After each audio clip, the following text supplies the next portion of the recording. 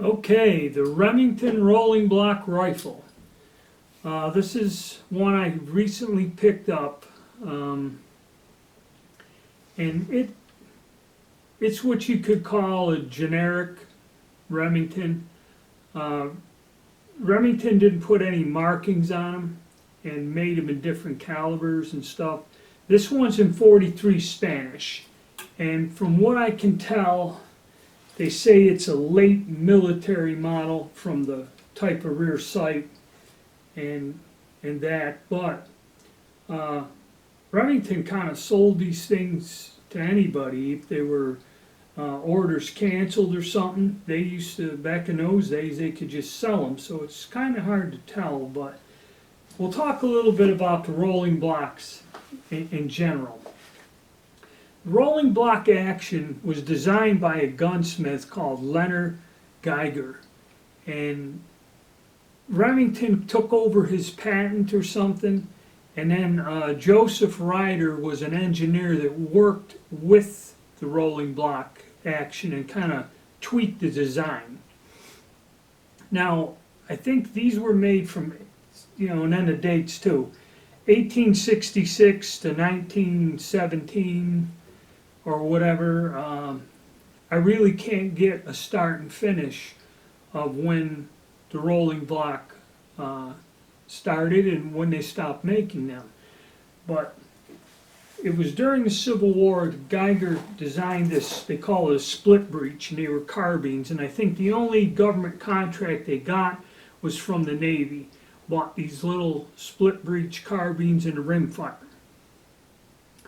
So later on, after the Civil War ended, Remington was going to go bankrupt, and then most of the rolling blocks are known from the design and the orders they got. I believe the first was Sweden and Norway placed an order for them, and they were used, and then they ended up making them under license. The second big purchaser of these was the Spanish government, and the original cartridge was a 45 caliber straight wall cartridge, and then later on they took this what we call the 43 Spanish, or 11.15 by 58R, and this is a necked cartridge.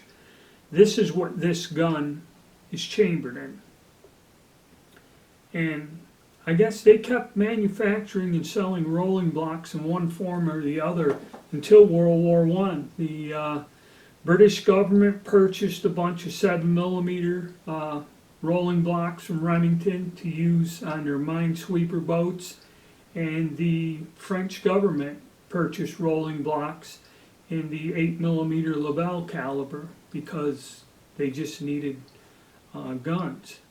The thing about it, it's a simple, rugged, strong action. Okay, very basic weapon. But the key is, it's also an inexpensive weapon. Okay, and this is what the big claim to fame was for it. Plus, it was a strong enough action to have a powerful cartridge in there, like 50-70, 45-70. This 43 Spanish is nothing to sneeze at either. It's a pretty good cartridge. Remington made these things in all kinds of different calibers. I forget, if you go and look at the different nations that use this gun, it was ungodly. Another interesting thing was when Remington couldn't convince the U.S. government to purchase these, it went to the 1867 Paris Exposition and demonstrated the rifle, where they proclaimed it, the judges, the finest rifle in the world, and it won the silver medal, which is the highest award, for mechanical excellence at the Paris Exposition. The Austrians even thought about adopting this gun and was in their trials, so that's why a lot of people call it the AK-47 of the 1880s. Remington made, some say, 1.5 million of them in that period of time and shipped them out all over the world. So that's about all I know on the history, and important parts. And like I said, I couldn't get a date when they stopped manufacturing them. So let's take a look at this one, and we'll kind of compare it to a couple other examples. I have some different versions of this. So some people say that this is a later military version, and that is because of the rear sight. I've seen like they had 3 Egyptian rifles with 3 different rear sights on there, and that's kind of how you tell them apart. This one's pretty simple to numbers, I think 1 through 5, and it's kind of open. I call it a buckhorn sight, but it's kind of got a wide open notch, and you got your different steps, and I believe, yeah, you can use it standing up there. Hold on a sec. Okay, I think you can see here, the numbers and graduations are on the front, and when you stand it up, that would be your notch there, and that, when it's in the upright position, this will slide up to the different graduations, you know, like when you throw it all the way up, and then you'd look through here, and this is where it's kind of on the front of the sight. So I guess you would set it here, looking down at it for your distance, and go okay, and up you go. So you got your rear sight. This one has 3 barrel bands, a nose cap, which is quite similar to what goes on a trapdoor, which is standard for the old days. And then you're just your plain fixed sight with your cleaning rod. Sling swivel there. Now what makes the action so strong is there's only 2 pieces. When this hammer comes down, I believe this one's, it's the safe position, and you go all the way back, this rotates this to where your breech can drop. And then you would load the cartridge, and then when the hammer goes forward, this piece rotates underneath the breech, kind of cams under there, and that's what seals your action. See, your action hits on that area there. It's a fairly strong action. People get a little nervous over these older black powder ones. Remington did make them until the turn of the century for smokeless powder. Okay, so I don't know if it's a difference in the steel or how the heat treated it, but the gun went on to where it can handle this, you know, your modern smokeless ammunition. So that's look like there. A little damage here. Curved butt plate. So it's pretty basic. They call them the Remington, or Fladelman says that, you know, it's hard to identify where they went. There's no records, and the serial number on this will turn it around. This does have a serial number, but it's on the frame underneath the wood. When I disassemble it, we'll look at it. But other than that, it only has the one marking on the barrel, RP. And that's it. The thing about identifying these and where they went or where it came from is Remington would kind of sell them to anybody back in the old days. And they went to a lot of different foreign countries, like small orders and that. Especially like the 43 Spanish was a popular cartridge with any Spanish colony, which means most of South America. Okay, and a lot of the small South American countries used these guns for quite a few years and would buy small quantities of them. Now these weapons were chambered in anything from a .58 center or rimfire down to 22 rimfire. But most of the military ones were available at that time in the 1870s. Remington would make them with just about any cartridge that you wanted. But the thing is, Remington also sold these on the civilian market. So these were available prior to the post-World War II importation. I will show you an ad in a book. Okay, I did a review on this book, but that's what it is, Shooting the 43 Spanish Rolling Block.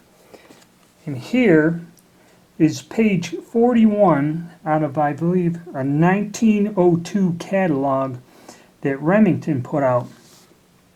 And if you look at the top, there's our rifle, okay, and a carbine, and 43 Spanish.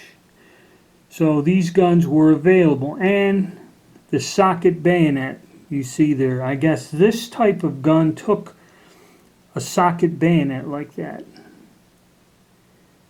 And you can have them made, Remington would make them in 43, 50, 70, whatever. So you will find these strange variations of these guns because, like I said, you could just, back in those days, you sent them the money, they sent you the gun.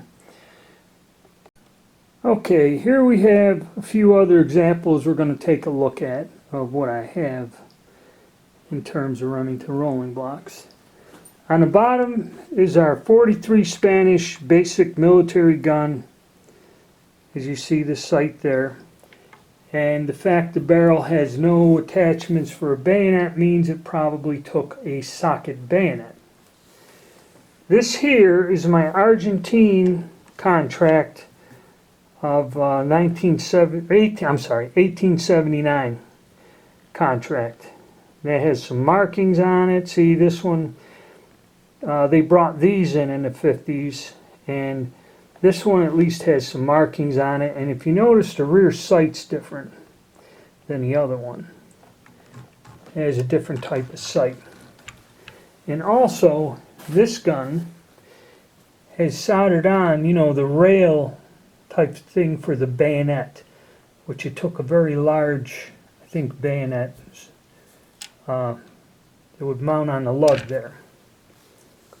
So you'll find these variations here and there. And like I said, this one has some markings on it. I don't know if on the barrel. I think there's a R on the barrel right there in front of the receiver. But and I know it's upside down, but there's your markings there. And again, faint the tang markings on there. And this also is in 43 Spanish. And like I said, Remington continued to make these guns. This one here is in 7mm Mauser. And as you see, it has a radically different rear sight on it and this large handguard. And there's our tang. Ooh, and there's a marking there. Caliber 7mm. Alright, you got something marked on there. This is more of a carbine, and also a bayonet would mount on this lug here. This one here. That's your bayonet lug. Now I'm going to flip these around so we can look at the markings a little better. And there's your front sight, okay, on this one, which you could probably drift. It's dovetailed in there. Where the other older guns, those are fixed. There's no adjustment. So you do have a windage adjustment on this one. Alright, we'll look at them again. This way you can actually read what's on there instead of being upside down. Sorry about that. There's the markings there and that R on the barrel. And that's it. And I haven't taken this one apart to see if there's a serial number on it in the same location. And these the screws that hold the barrel bands together are a little bit different on this one than the other gun. Like these here.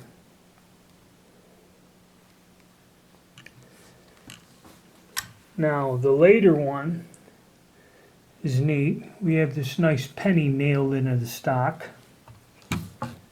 and our tang has a different tang mark on there. 3-line patent date, I guess 19.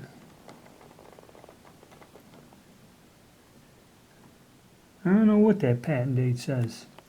It's hard to decipher, but I think it's 1903. And you can see the oil case hardening on that. Again, nothing on the receiver, but I guess stop confusion, Remington would mark the caliber on the barrel. And these were made in everything: 7mm Mauser, 8mm Mauser, 30-40 Craig, 303 British, whatever. They'd make them any way you ordered them. There's a look at the sight there. And the barrel bands, the two of them, and the bayonet lug is a little bit different on this with the cleaning rod. Alright, so there's a look at them. Now we're going to take our older one and I'm going to disassemble it so you can get a look at the gun taken apart. I'm just going to take the stocks off, that's all. Okay, I've taken the rolling block apart. I wanted to do a quick inspection for under the wood rust, which it did, as you can see here. But as you can see, there's not a whole hell of a lot of parts on this gun. And that's one of the interesting things about the design. Now, the screws in here, there is what holds the buttstock on, is the one screw up there, goes through the stock there. And that's on there pretty tight, so be careful when you try to get these loose, especially if it ain't been for a while. And that's all that holds it on, is the one screw. Now the forestock has got 3 bands. Okay, the one in the rear here, and that's a split, and the screw tightens it down. In the middle one, this is kind of unusual. It's threaded, and on one side it's like a hex nut here, but this has been rounded off, and there's threads in there. You can see them there, and that tightens that one in the middle, and then the little one up top, same thing, screw tightens it down. You got your cleaning rod, and there is a nose cap. It's quite similar, just like a trapdoor. Stock has something similar there. And when you go down the channel, it is does have an inlet in there for this thing here. And this tab kind of sets down into the stock. And when you put it back up on there, you can see that where that tab is, there's kind of, so it doesn't move. So that's what that is for, I guess, from the recoil. It keeps the stock from moving about. Because when you put it on there, it won't slide forwards and backwards. So that's that there. And there's your action. I'm not going to take the action apart. There's a couple screws and then the spring, which is inside there underneath the hammer. And it's not that difficult to get apart. And then of course you take out, we'll flip it over here.